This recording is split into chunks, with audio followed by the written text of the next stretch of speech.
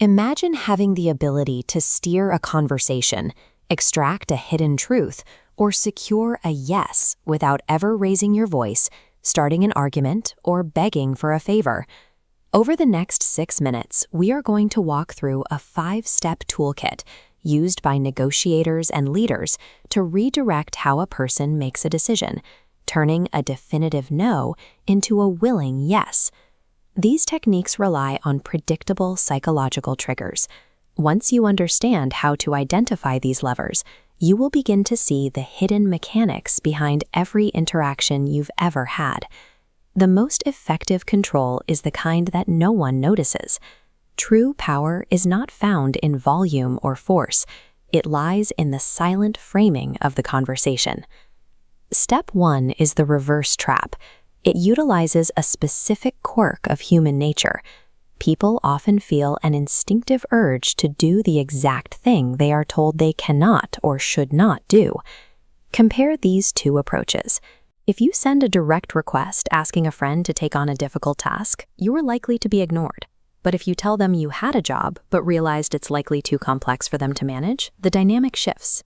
By subtly doubting their capability, you trigger a defensive response. Instead of finding reasons to say no, their brain searches for ways to prove you wrong. They volunteer for the task to protect their own sense of competence. You eliminate the need to persuade. By positioning the task as a challenge to their ego, you create a scenario where they believe the decision to help was their own initiative. Step 2 is becoming the master of choice. When making a decision, people rarely want total open-ended freedom, which can be paralyzing.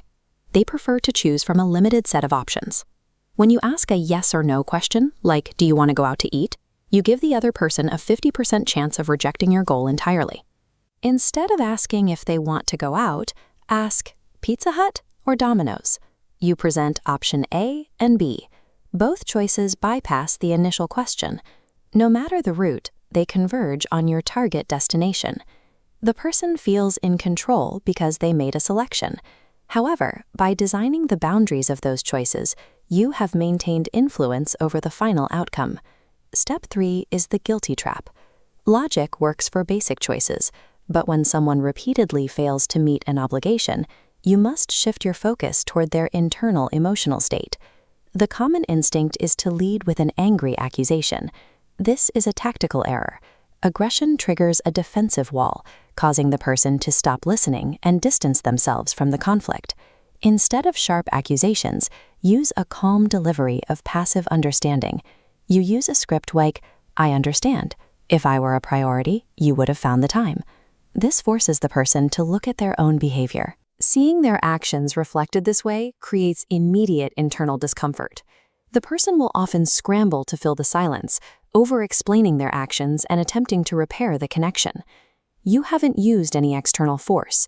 You have simply provided the space for them to feel the weight of their own actions, compelling them to correct their behavior.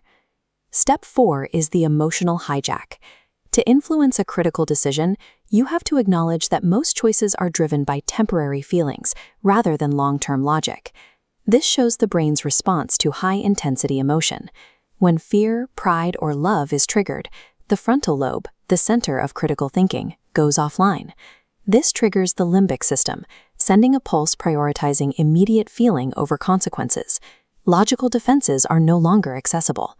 Watch for the physical shift.